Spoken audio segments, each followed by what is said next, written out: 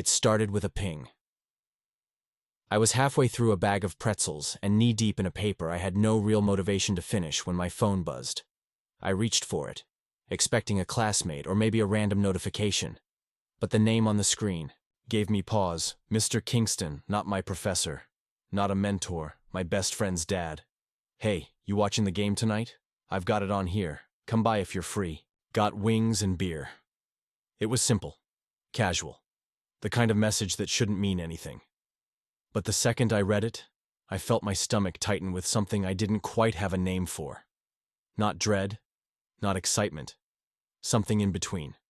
I'd known Mr. Kingston for years. I practically grew up in their house. Back in high school, I spent more weekends at their place than my own. Sleepovers, barbecues, late-night video game marathons with his son, Aaron. Mr. Kingston was always around, always effortlessly cool, quiet but warm. The kind of dad who made everyone feel welcome without trying too hard. And maybe that's where it started, those glances I stole when he wasn't looking. The way I noticed how the sleeves of his t-shirts clung to his arms when he worked on the grill, or how his voice dropped into that low rumble when he laughed. He was probably in his early 40s, but carried himself with the ease and control of someone who knew who he was and didn't need to prove it. I used to think I was just imagining things. A harmless crush, maybe. An adolescent fantasy I'd grow out of. But I didn't. Not really. I just got better at pushing it down. Especially after Aaron left for grad school out of state. Mr. Kingston and I didn't talk much anymore. Just the occasional like on an Instagram post or quick hello during holidays. So this text, out of nowhere, felt strange. I stared at it for a while, long enough that my screen dimmed. I locked the phone, tossed it onto the bed, then immediately picked it up again. My heart thudded a little too loud in the quiet dorm room. There was no reason to say no. He wasn't asking for anything. Just a game, just wings and beer, just a night like old times. I typed back, "Sure, sounds good. I'll head over after 7. His reply was almost instant. Perfect. Looking forward to it. I put the phone down and leaned back in my chair, staring at the ceiling. I could already picture the scene. The living room, dimly lit like always, that old leather couch I used to crash on, and him. Probably wearing one of those fitted Henley shirts, relaxed, charming, unknowingly, magnetic. I shook my head, trying to laugh it off. Get a grip, I muttered. It's just a game. It's just wings. It's just Mr. Kingston. But somewhere deep inside, I knew better. Something told me this night might not go the way I expected. I pulled up to the familiar driveway just after 7:30. The house looked exactly the same as it had all those years growing up. White porch lights glowing softly against the dusk. A porch swing creaking ever so slightly in the breeze. But something about it felt different. Or maybe it was just me. I stepped out of the car, trying to shake off the tight feeling in my chest. I was being ridiculous. It was just Mr. Kingston. I'd spent dozens of nights here before. He opened the door before I could knock. "Hey, there he is," he said with that easy smile, one hand casually braced against the doorframe. "Hey," I said, managing something close to normal. He stepped aside to let me in. I walked through the doorway and was immediately hit with a wave of nostalgia. The faint smell of cedarwood, the soft hum of the game playing on the living room TV, the same photo frames lining the entryway table. But like everything else tonight, it all felt closer, warmer, dimmer. "Make yourself at home," he said. Aaron texted, "He's running late, caught up at a dinner thing for work." I nodded, trying not to overthink it. Classic Aaron. He chuckled and handed me a cold bottle of beer. Our fingers brushed. My stomach tightened, but I said nothing. We settled on the couch, just the two of us. The lights were low, the only real glow coming from the TV and a lamp in the corner. I sat at one end, trying not to seem stiff. He took the seat next to me, closer than I expected. The game played on, loud enough to fill the silences, but not distract from them. "Still rooting for the wrong team?" he asked, nudging me lightly with his elbow. "You mean the better team?" I shot back. He laughed, and I couldn't help but smile. That laugh, it always got to me. Smooth, low, like it came from somewhere deep in his chest. We clinked bottles, the cold glass, the warmth of his presence, the gentle crackle of the TV. It all felt too intimate for a casual hangout. But I didn't pull away. After a while, he turned to me and asked, "So, anyone in the picture these days?" I blinked. "What?" "Dating," he clarified. "You always seemed like someone who'd get snapped up quick." I laughed nervously. No, nothing serious." "Why's that?" I shrugged, trying to play it cool. "I guess I just haven't met the right person yet." He looked at me a second longer than necessary, then turned his gaze back to the TV. "Strange. You've always been mature beyond your years. Thought you'd have it all figured out by now." His words struck something in me. I wasn't sure if it was a compliment, a flirtation, or something else entirely. But it lodged under my skin like a slow-burning ember. "Thanks," I muttered, suddenly very aware of how close he was. Our arms brushed again. Neither of us moved away this time. The silence that followed wasn't awkward. It was thick, loaded. I heard the announcers yelling about a touchdown, but I wasn't watching the screen. I was hyper-focused on the space between us, how it seemed to shrink without either of us doing anything. He leaned forward slightly to grab another wing from the coffee table, and when he sat back, his thigh pressed lightly against mine. He didn't move. Neither did I. We laughed at something on the screen a few minutes later, some ridiculous fumble, and it lingered. Our eyes met during the tail end of that laugh, and something passed between us. It wasn't loud, it wasn't bold, but it was real. My heart was thudding again, just like earlier in the dorm. I knew this wasn't normal. This wasn't just a casual night. The room felt hotter, the air between us heavier. The game was on, but it wasn't what either of us was focused on anymore. Something was shifting, and I wasn't sure if I wanted to stop it. The roar of the crowd signaled halftime, and the broadcast cut to commentators in suits cracking awkward jokes and rehashing plays we weren't even pretending to care about anymore. Mr. Kingston muted the TV with a click of the remote. The silence that followed was immediate and thick, like a curtain dropping between acts. The only sound was the faint ticking of a wall clock in the kitchen and the soft fizz of my half-finished beer on the table. He leaned back into the couch, one arm stretched casually across the backrest, fingers just shy of touching my shoulder. I stayed still, hyper-aware of the space between us, how it had grown increasingly irrelevant. "I'm surprised you came tonight," he said after a moment, his voice low and even. I glanced over, trying to read his face. "Why wouldn't I?" He gave a small shrug, his gaze fixed ahead. "Aaron bailed. Could have easily changed your mind. Could have made an excuse.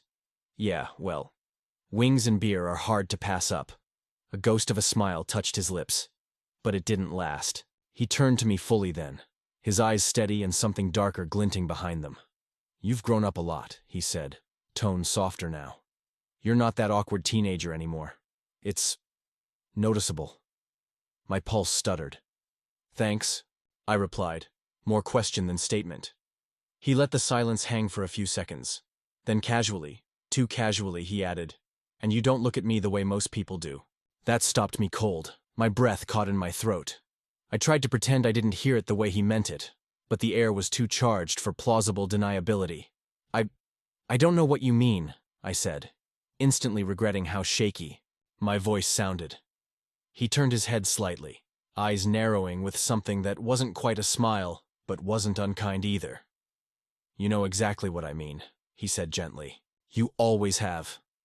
A million emotions surged at once. Panic, heat, embarrassment, desire. I felt like the floor had dropped from under me. My ears rang. I opened my mouth, closed it, then looked away. "You're not mad?" I asked, barely audible. He gave a soft chuckle. "Mad? No. I'm not blind. I've seen it. The way you looked at me when you thought I wasn't paying attention. Back then, I chalked it up to hormones. You were just a kid. But now—" His eyes found mine. Again, and this time I didn't look away. "Now you're not," he finished. My mouth was dry. I didn't know what to say, but I also didn't want to lie, so I didn't deny it. I didn't say you're wrong, or that's crazy, or anything else that would have made the moment easier. Instead, I sat there, completely still, letting the truth hang between us like static in the air, and for the first time, he didn't look like my best friend's dad. He just looked like a man who knew what he wanted. The muted game continued in the background, some halftime analysis, an overproduced commercial, but neither of us was watching. We were in our own suspended reality now, where time ticked differently. Then, slowly, he moved. His hand, confident and steady, reached out and rested on my knee. Just the weight of it, nothing more.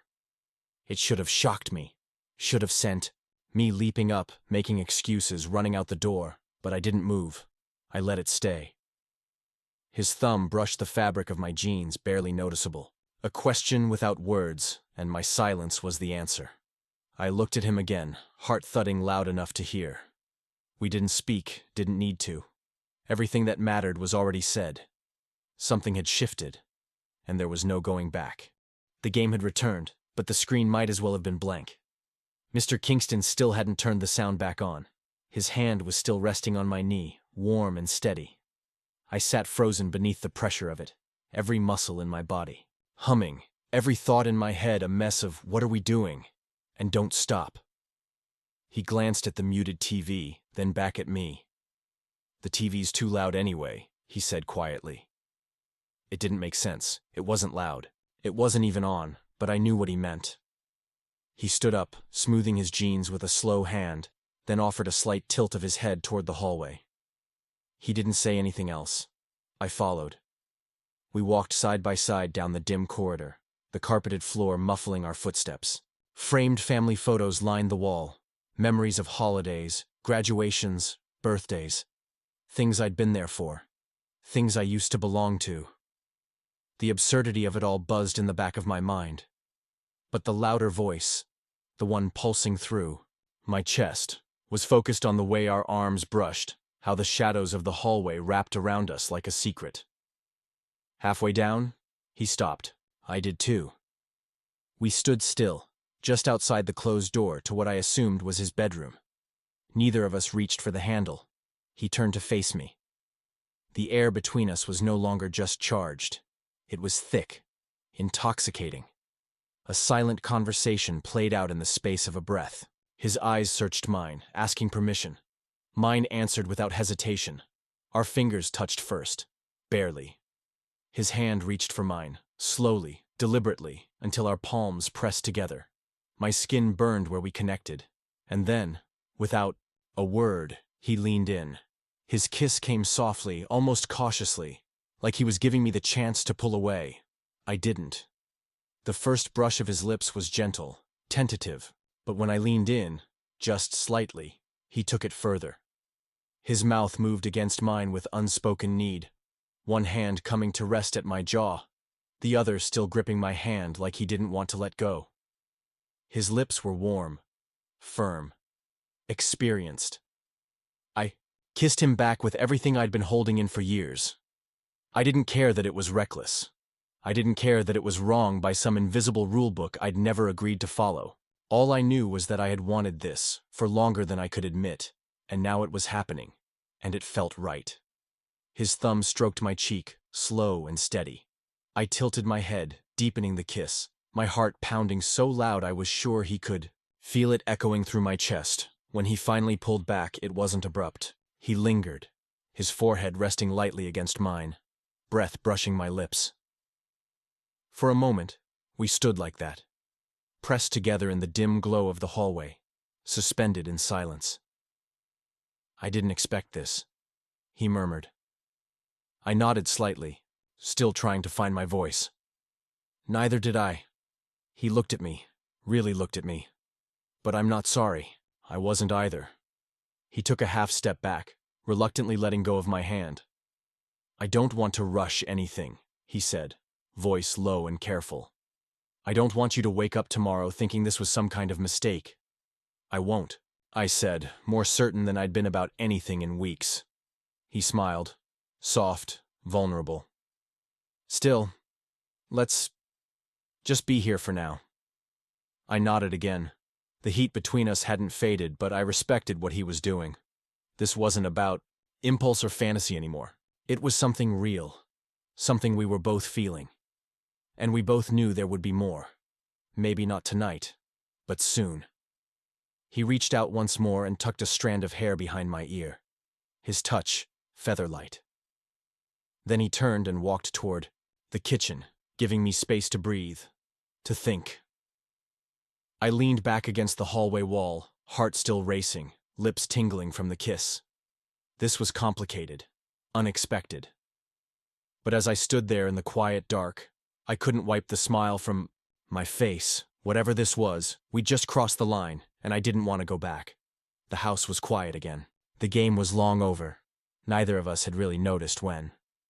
We ended up in the kitchen, sitting across from each other at the island counter with half a box of leftover pizza between us and 2 short glasses of whiskey. The overhead light hummed softly, casting a warm glow across the room.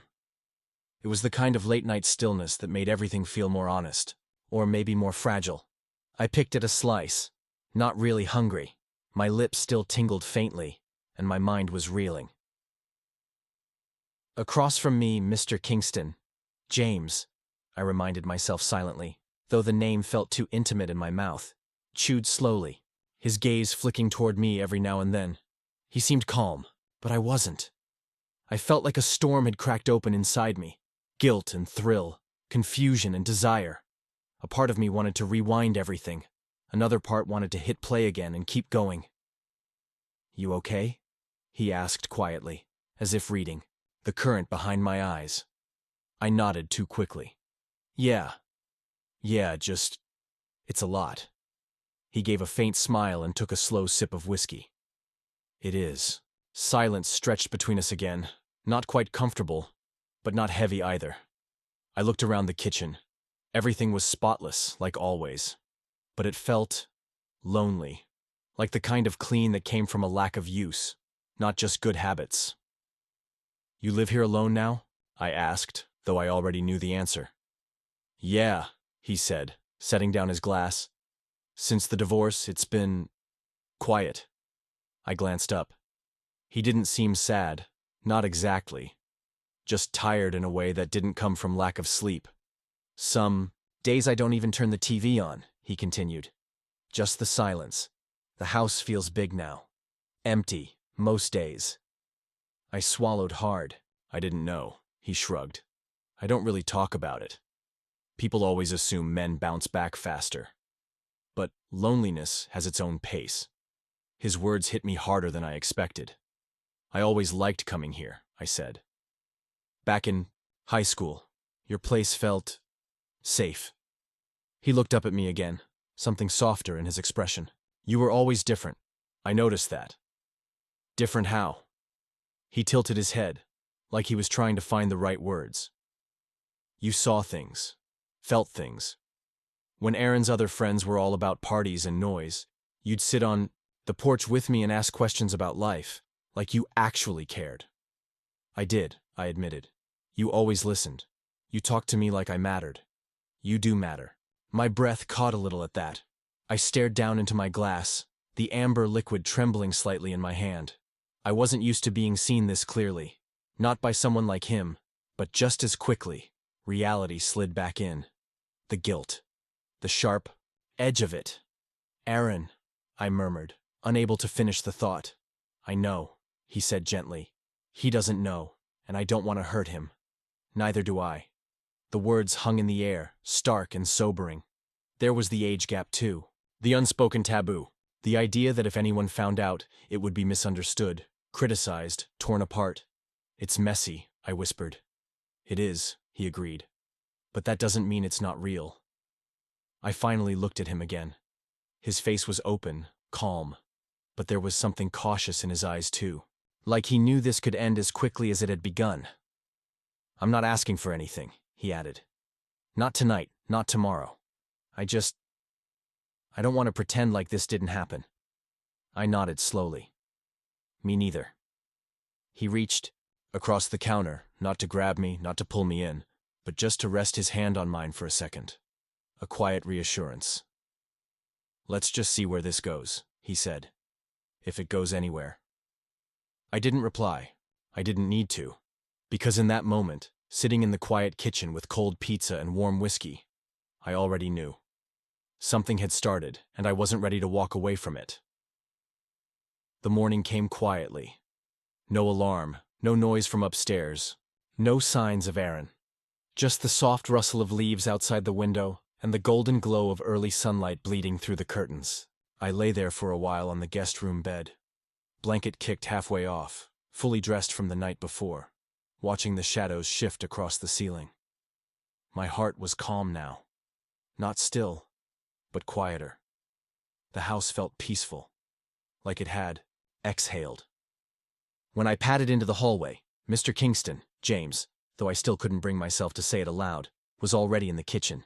He looked up as I entered, gave me a small smile that said more than words ever could. I didn't want to wake you, he said softly, pouring coffee into a travel mug. You didn't. He slid the mug toward me. For the road. I wrapped my hands around it, letting the warmth seep into my fingers. Thanks. We didn't talk much after that. No awkward debrief, no fumbling explanations. Just quiet. Comfortable. A little heavy, maybe, but not suffocating. He walked me to the front door, then out to the driveway. The morning air was crisp, still tinged with that early dew smell. My car sat under the big maple tree, dusted with a few fallen leaves.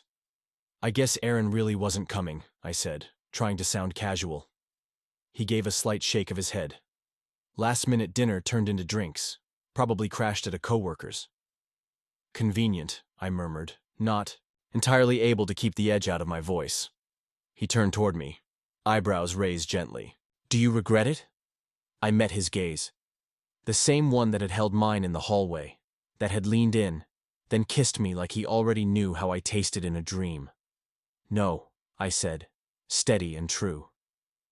His shoulders dropped in quiet relief. But I don't know what happens next, I added. Neither do I, he admitted. And maybe that's okay. He stepped forward and wrapped his arms around me, pulling me in with a kind of care I didn't expect. Not lust, not possession, just a lingering warmth that said, I'm here if you want me to be. I hugged him back.